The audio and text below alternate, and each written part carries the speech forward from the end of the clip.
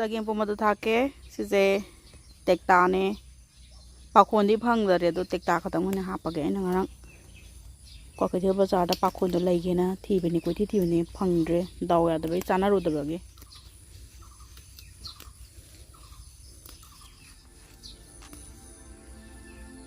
tra ge hoge ge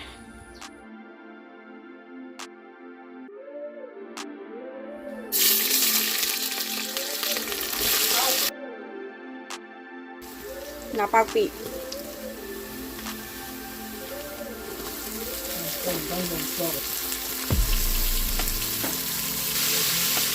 hana hapsalo roge haribo ikai thabi hapsalo roge Hawaijar hapsalo ge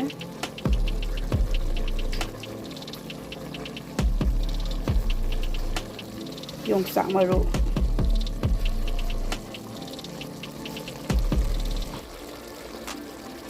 mai hapsan kroge mai kra thapsalo roge nasai thakado do thaudre khajing thapsalo roge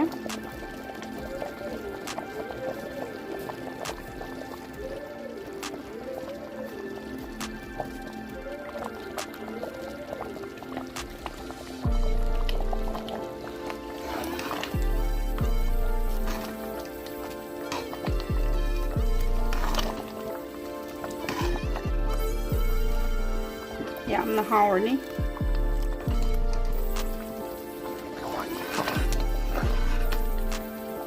Hawaijar hapsale hak thangdara ga thame sok tawge na yam phajin hao ni sok to bai da lage tekta hapsale mani na ya pakhon phangdra bani na tekta oi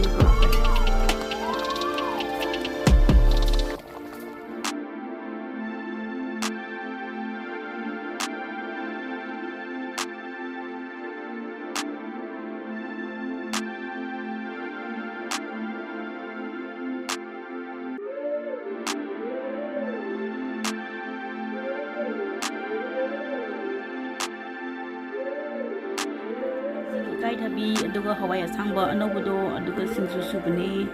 sagi mama pomaga singju masure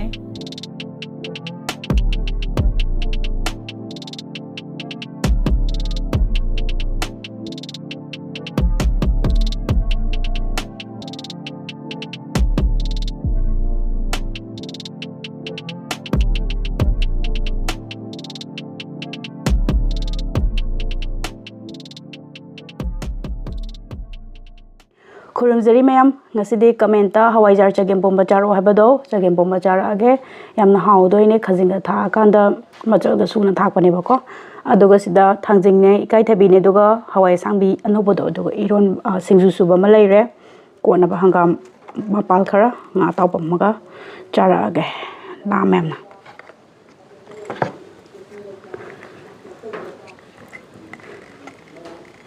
sorry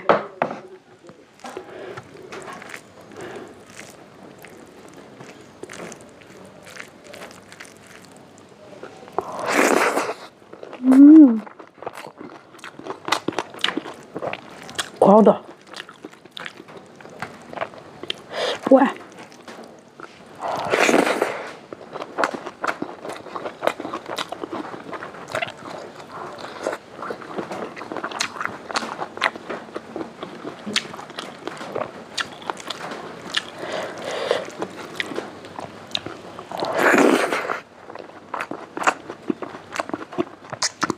Cô chú sạp này ra Singju tốt rồi bagi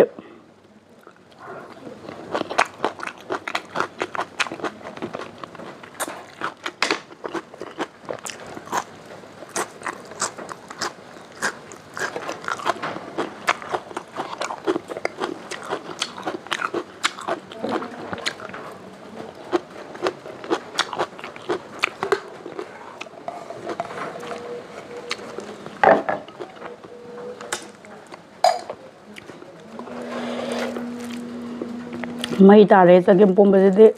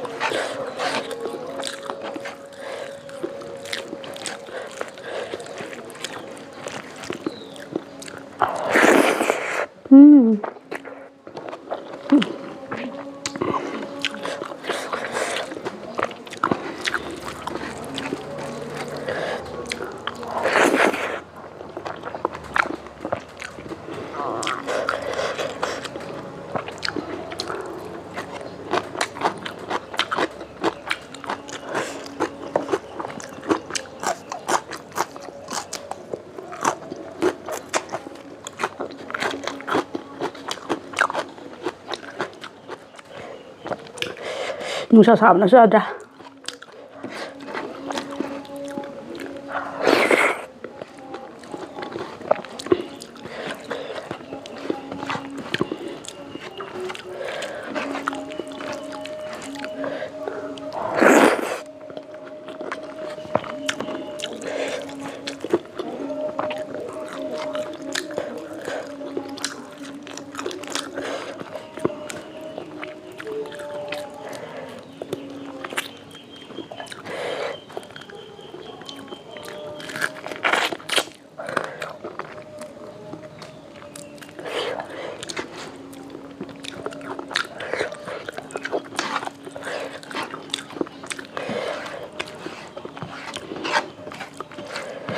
Chaningbado hek oy habda aina hawninba sangdo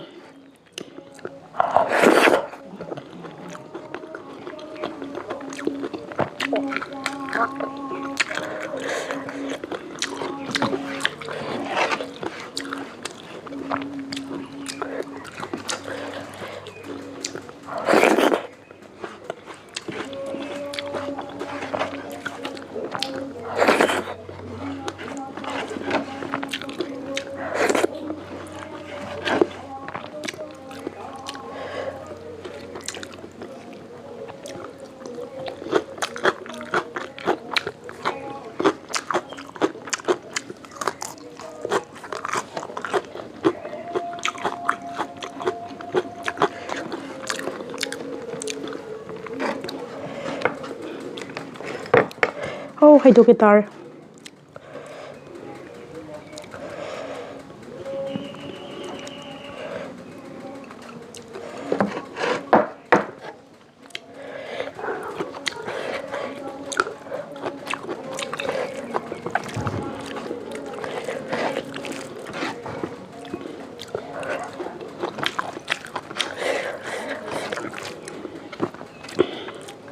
Hawai kalandi ka swapsan bana.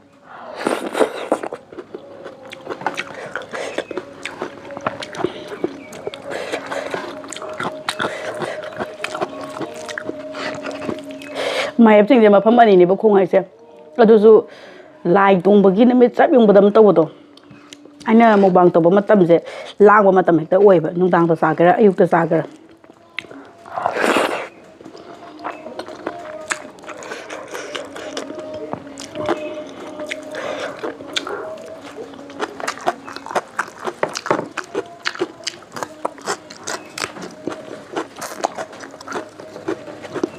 Đâu thuốc rồi kìa Ly đâu có kharap chút là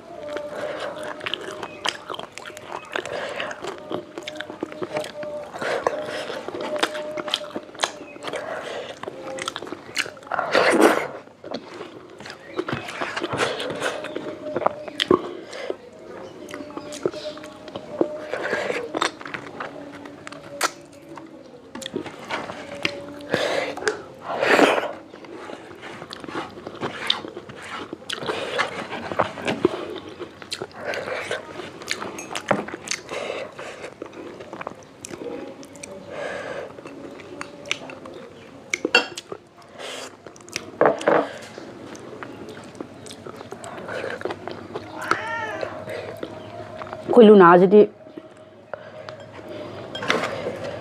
ꯏꯁꯥꯁꯦ ꯃꯨꯟꯗꯔꯦ ꯆꯒꯦꯝꯄꯣꯝꯕ ꯆꯥꯅ ꯅꯨꯡꯁꯥꯅ ꯃꯔꯝ ꯆꯥꯕꯅꯦ ꯆꯒꯦꯝꯄꯣꯝꯕ ꯆꯥꯕꯒꯤ ꯈꯔꯒ ꯃꯨꯟꯗꯔꯛꯄꯅꯦ